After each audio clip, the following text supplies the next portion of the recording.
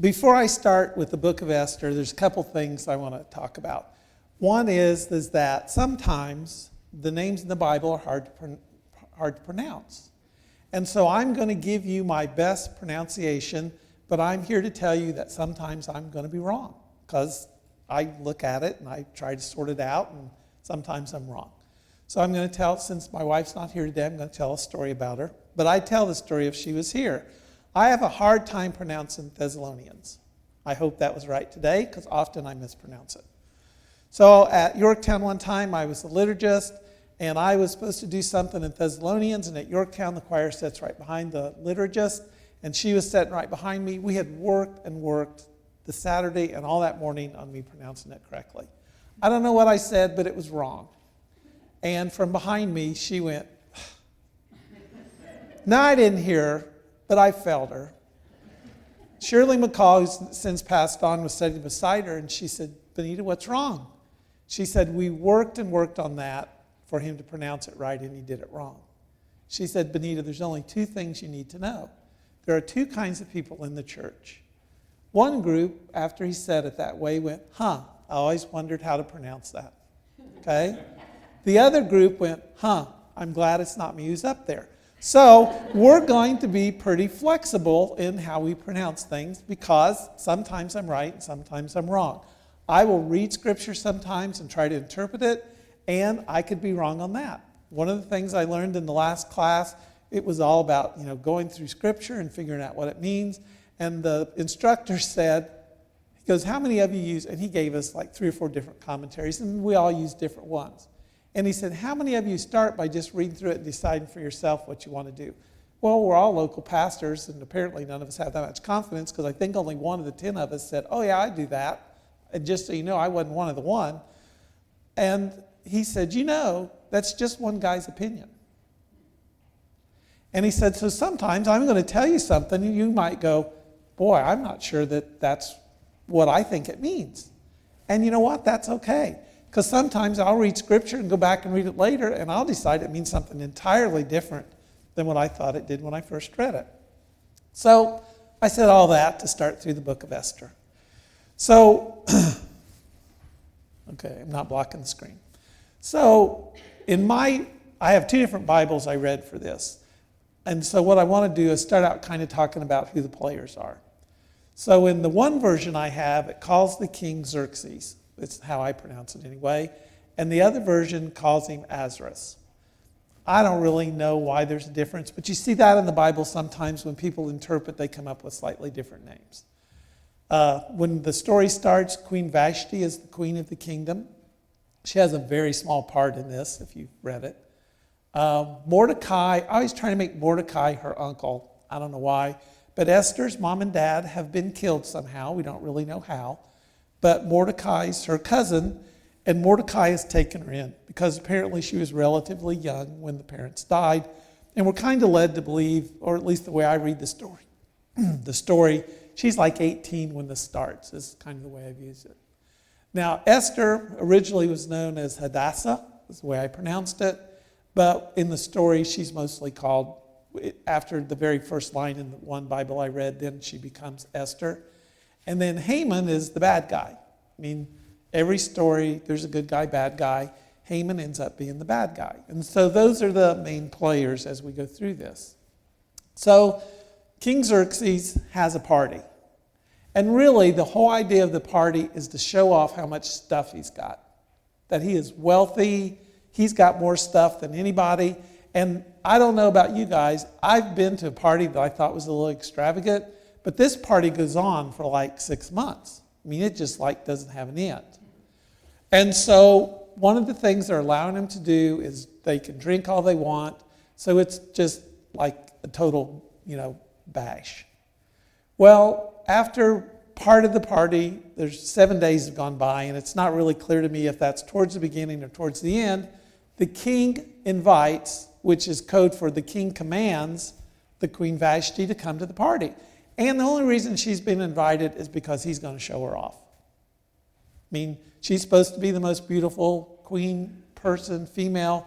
So if I'd like to visualize things when I read them in the Bible. So if you think about the most beautiful woman you've ever seen, That's what Vashti's supposed to be. And Vashti's having a party at the same time with the female side of the kingdom. Doesn't really talk about her party so much. But the king invites her, and Vashti says, you know what? I'm not coming. Just not coming. Because it's just a big mess, and you guys have been drinking for all this time. I'm not coming. Well, that didn't go over very well, because when the king told you, I act like she was invited, she was supposed to come. So when you're invited, commanded to come, you're supposed to come. So his experts, in quote, which is a group of his buddies, say, well, we can't be having this, because the next thing you know, I'll be telling my wife to do something, and she'll look at me and she'll go, no. If Vashti didn't have to go see the king, I certainly don't have to go do something for you. So now I'm speaking for all the men in the group that have been married or had a mother. I'm sure you've heard no before. This is apparently where it started. So the experts go to the king and say, we can't be having this. You need to get rid of her as queen, and you need to pick a new queen. And so Mordecai arranges for Esther to be part of this new group, to potentially be the new queen. Now, I'm not sure what all they do, but it takes there was 6 months of one kind of treatment, 6 months of another kind of treatment. So this whole beauty, getting ready for the beauty pageant, if that's what you want to call it, takes a year. Pardon? Sounds good. Yeah. So there's a whole year of getting ready to find out. And Mordecai and Esther are Jewish. And as this begins, Mordecai tells Esther that she's not supposed to share her Jewish heritage with anyone, that she's supposed to keep it secret. And so she says, well, okay, I can do that. So good news, Esther becomes queen. Now Mordecai's worried about his cousin. And so what he's doing is he's kind of hanging around the front gates of the castle, if you want to view this as a castle. And so one day Mordecai's hanging around. He hears that 2 of the king's guards are talking about assassinating the king. Well, he can't go see the king because either you're invited to see the king or you're not invited to see the king. But he goes to Esther and says, hey, these 2 guys are talking about killing the king. So then Esther tells King Xerxes, these 2 guys are plotting to kill you. It's investigated, and the 2 guards are killed.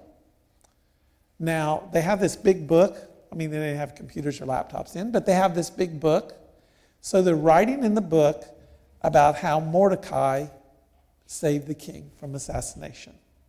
And that's important in our story later, but it's like in the official books of the kingdom. So now enters Haman. We don't really know how Haman gets in this. He just pops up. But Haman ends up being like the king's favorite. He's like the second cheese in charge. He's not the king. He can't really do anything, but let's view him as the king's right-hand man. And he's pretty powerful, but the king has to approve everything he does. And so for us, if the President of the United States comes into our presence, we all stand to acknowledge the President of the United States. Now, I don't care if you like the President or don't like the President. If it's a president you liked or not liked, we're appropriately supposed to stand as recognition for the office. Well, this time, when Haman walked out because of his power in the kingdom and his position, everybody should have kneeled. And Mordecai didn't do it. He doesn't show him this honor that he's supposed to show him. And so this goes on, and Haman is angry at Mordecai. Well, his anger goes beyond anger, because instead of just being angry at Mordecai, he is angry at all the Jews. Finds out Mordecai's a Jew, and so he's angry to all the Jews, and it's based totally on, as the story goes, on what Mordecai's not doing. So Haman decides that he doesn't want to just harm Mordecai. He wants to kill all the Jews. Now, when we read New Testament, when Jesus is coming before the emperor, the Jewish council takes Jesus to the emperor, the Jewish council really can't harm Jesus. Only the Romans can. So this is the same way here. Haman has power, but he can't cause anyone to be killed unless the king gives him permission. So he goes to the king, he tells this story about Mordecai, how the way he doesn't treat him appropriately, how he doesn't respect him, and he says, you know what, I'm even willing to throw in some silver, some cash, if you'll just let me kill all the Jews. And so the king, the money part gets a little fuzzy about whether he's accepting the money or not accepting the money to me, but the king says, you know what, you can do that. And they pick some future date for this to happen. Now, the way this happens is the king gives Mordecai a signet ring, and I view this as there's a document and it's got wax and the king's seal from the ring goes on it, so everybody knows the king's given permission because that's the only way this can happen. And so they've got this date set in the future and all the Jews are going to be killed, and it's passed out to all the kingdom. So everybody knows what's going to happen. So Mordecai hears about this. He takes ashes, which is the way of showing mourning, puts it over his face, and he puts on a sackcloth. Now, I've looked up sackcloth before. I think what best describes it for us is a potato sack. So he's at the front gate of the castle wearing a potato sack. He's got ashes over his face. He's wailing because he's in mourning. And Esther sees there's a problem, but she doesn't know what the problem is. So she sends one of the guards down with clothes and says, hey, get him dressed up and I'll get him in the kingdom, in the castle, and we'll see what's going on. And the guard goes down with clothes and Mordecai says, nope, not doing it. He said, I'm going to stay in mourning until this gets resolved. And so they have these series of exchanges, but then Mordecai tells the guard, hey, here's what's happened. Haman's got the king's approval to kill all the Jews, and I need you to do something about it. And Esther sends back a thing that says, hey, we lost me all of a sudden. Hey, they don't know I'm Jewish. I'm okay. I'm good to go. No problem here for me. And Mordecai tells her, just because they don't know you're Jewish now, doesn't mean they're never going to find out you're Jewish. So don't act like you're okay. You are not okay. Someone will tell. They'll find out. Don't act like you're so special. And then Esther says, well, what do you want me to do? And Mordecai says, I want you to go in front of the king and get it so your people are not killed. And she sends back a message that says, yeah, I'm not doing that. Because if you show up in the king's court and he didn't invite you, the penalty for that is death. You only get to see the king when you're invited. And he said, I don't care about that. You're going to have to take the risk because you are in the right place at the right time to do this. You were made queen to save your people, and this is your chance. And so she decides that what she wants them to do is Mordecai is supposed to have all the Jewish community pray and fast for her for 3 days. She's going to take off her court, and they are going to pray and fast for 3 days, and then she's going to decide what to do. But she's going to go to prayer first. So they do the praying, they do the fasting, and so, without being invited again, she walks in to see the king, and she doesn't know if she's going to live or die. And the king says, I am so happy to see you today. You are so beautiful. You are everything to me. I would do anything for you. In fact, I would even give you half of my kingdom. And we already know he's got a bunch of stuff. He's been showing it off for 6 months. Right? Now, if I was her, my next word would have been, Haman's trying to kill all my people. I need to be saved as fast as I can get it out. But that's not what she does. She said, if it would honor the king, I would like to have a dinner for you and Haman that I said at the first service that she cooked. Okay, clearly she's not cooking the meal here. That she'll get prepared for this feast. And they agree. They're going to do that. So they, sorry, lost my thought for a minute. It's back now. It's what happens when you get old. It comes and goes. So Haman's leaving before the first meal. Mordecai's standing there, still dressed in the sackcloth and ashes, and he still stands. And Haman is even more furious than he was before. He's just beyond mad. And he goes home and he says, you know what, I'm not going to wait for this 30 or 60 or 90 days to kill him with all the other Jews. I'm going to ask the king if I can kill him like tomorrow. I've just had it with him. Well, how could we do that? So someone in the family says, you know what we could do? We could build a gallows. And he goes, okay. He said, let's build a big one. Let's make it like 75 feet tall. It's like 7.5 stories. He's not going to just execute him. He's going to do it where everybody in the whole entire world can see it. And so they start building these gallows. So they have the first meal. Everything goes okay. The king says again, I've had such a good time. I would give you anything up to half my kingdom. Again, I'd be asking him right then. But she doesn't. She goes, you know what I'd like to do? I'd like for us to all do this again the next night. To come together, share a meal, and let me do that for you and Haman. King says, okay. Everything's good. He walks out. Mordecai disses him again in current language. And so it's the night before the second dinner. And I don't know about you guys, but sometimes I wake up in the middle of the night. My mind's going like 3 million miles an hour, and I can't get back to sleep. And luckily for everybody in this story, that's what happens to King Xerxes that night. He wakes up, can't get to sleep. He's looking around the castle for something to read, and he finds the book of records. And he finds this story about how Mordecai saved him from assassination. And he's reading it and he goes, you know what? We didn't do anything to thank him for doing all that for me.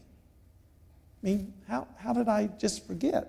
He goes, I'm not usually so thoughtless that I wouldn't honor him in some way. And so now it's morning and Haman comes in. And Haman's getting ready to ask if he can put Mordecai on the gallows and have him hung. And so the king says to Haman, you know what?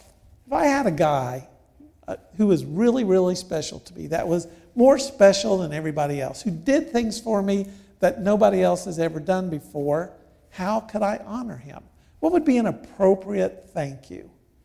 And so Haman, whose head was pretty big already, and like now it's filling the whole sanctuary, he says, you know what? I think you should get a robe that you have worn, and we could put it around the person. And the king goes, that is a good idea. Is there anything else you can think of? You know, I'd get one of your horses, and we could set the man on the horse and show how much that he means to you. And the king says, well, that's a good idea also. What else do you think? He said, well, I think the last thing would be find somebody to lead him through the whole kingdom and announce that this is how the king treats people that he loves, that he cares for. And the king says, that is a really good idea. Now, Haman this whole time thinking, he's talking about me. I'm going to get all this done to me. So the king looks at him and goes, here's what I want you to do. I want you to go out there. There's a guy named Mordecai. He's around the front gate somewhere. Get him fixed up, get the robe on him, put him on the horse, and then I want you to lead him through the whole kingdom, telling everybody how great he is. That is not what Haman had in mind when he was telling that story, okay? And so I called this Haman's low point, because he went from where he's going to ask to have Mordecai killed to where now he's leading Mordecai around on a horse in the king's clothes on the king's horse, telling everybody what a great person he is.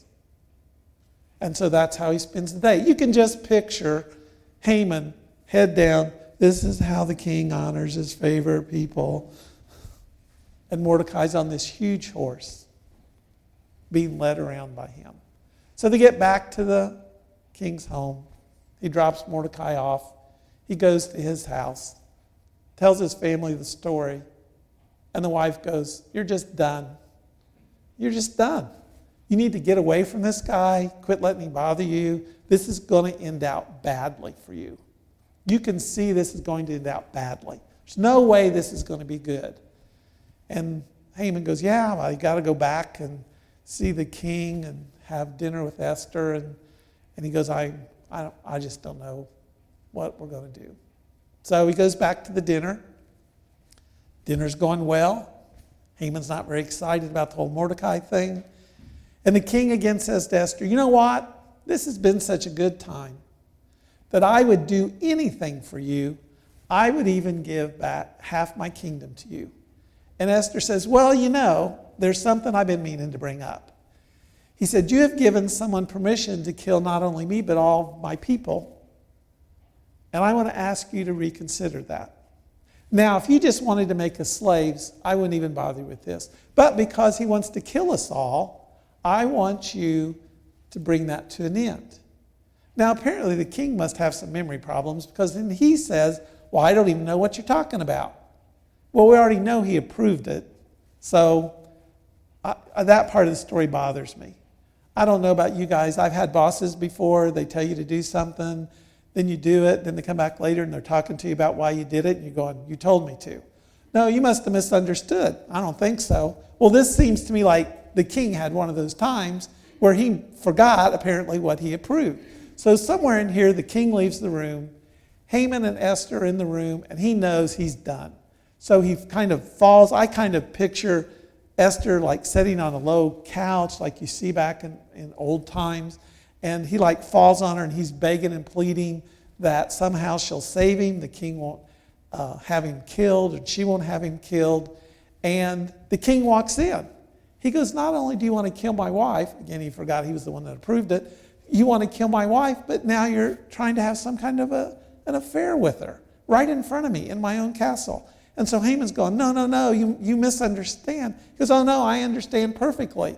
So he calls the guards in and he says, hey, we need to punish this guy. Oh, by the way, there's this 75-foot gallows just out the window. You can use that on him. And so that's Haman's end. He gets hung on the gallows that he had built to kill Mordecai. And so it's not a very good ending. And it's not just for Haman, it's for his whole family, because the king takes his stuff and basically gives it to Mordecai and his family. Now, I have a problem with the end of this because the Old Testament bothers me because you have all this killing going on all the time. And this is another one of those times. And so in the Bible I normally read, it talks about 500 people being killed by the Jews on one day and then 75,000 on the next day. My writer of the Bible says he thinks that's really an exaggerated number. It's really just to give us an idea of how much anti-Jewish sentiment there was in the kingdom, not a real actual number. But it's totally changed in a relatively short period of time where Haman was all powerful, thought he was going to do this and this to the Jewish people and have Mordecai killed and all of his family. It totally changed. Well, so then what can we learn from this book? Well, one of the things is that when Mordecai pushes her into a decision, one of the things she doesn't do is say, let's set up a committee and talk about that. What she ends up doing is she says, hey, Mordecai, get all your family and all the Jewish people to pray about what I'm supposed to do and fast. And what I'm going to do is I'm going to get my court here in the castle to come together, and we're going to pray and fast. And we're going to do that for 3 days. And after that time, then I'll know what I'm supposed to do. I won't be afraid to do what I'm supposed to do. And I'll be led. Now, in this book, it never says God did this or God did that or God, but we see God's work throughout this book in the way it happens. And so if I ask you to do something, or you're asked to do something for your community or your family, and your first inclination is go, no, I don't want to do that. That's what Esther did. Nope, don't want to do that. And I'm pretty sure the penalty for us isn't death. Was for her, could have been. Think about it and go to prayer. And sometimes it shouldn't just be you praying, but you should have family and friends praying with you. And it doesn't have to be decided in like 5 minutes. It's okay to take 3 or 4 days or whatever time you think is appropriate. The other thing that we find in this story is Esther ends up being at the right place at the right time to make a change. I mean, there's a bunch of stuff that has to happen for her to be queen, but she's queen. So the question is, when we get to the right place in the right time, will we listen to God's voice, or will we do what we want to do? And I've said this before, so I probably even said it last week. Sometimes when I'm supposed to do something, on the one side I hear, hey Ed, you're supposed to do that. And over here I know, hey Ed, they're talking to somebody else, ignore him. We all do that to some degree. I do that. We all do that. And so just be open to what God wants us to do. Now, it took a little while, and it took prayer for Esther to decide what she wanted to do, but she knew, even though there was a chance it could cost her her life, or she could play it safe and just act like she wasn't Jewish, didn't know anything about it, and maybe everything would have worked out okay. That's not what she did. She let God lead her.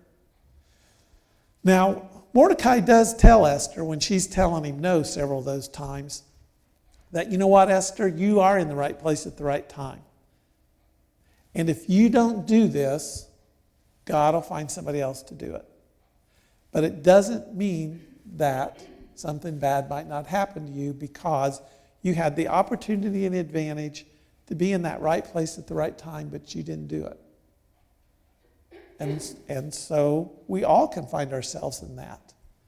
We're in that right place, right time to do something, but we don't take advantage of it. And a lot of times it's because we're afraid. We're afraid that somebody will tell us no, that they'll reject what we're saying. So what I would tell you is, if you're sharing your faith and somebody rejects it, that's okay. Because maybe you thought you were at the right place at the right time, but maybe you were just at the right place at the right time to get somebody started. So I told you guys last week, I think I was a banker. I've heard no lots of times, okay? Now you may think, as a lender, I'm the one telling people no, that the only two answers are, yes, I'm going to do it for you. No, I'm not going to do it for you. There is another answer. Sometimes I will go, yes, George, I would love to loan you that $1 million. And George looks at me and says, you know what, Ed? No, I found a better deal. Okay? So between that and being a man, not the most handsome man in the world, I'll point out, I've been told no lots of times. Okay? It's okay if someone tells you no. It doesn't mean that that's not what God was asking you to do. It just means that person wasn't willing to accept what you wanted to tell them at that time.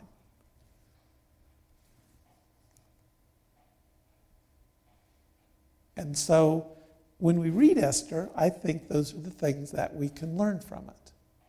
And so if you had a chance to read it, I hope that helps explain it better for you. If you haven't read it, it's like a 30-minute read or so, but I'd encourage you to go back and read it again. Amen.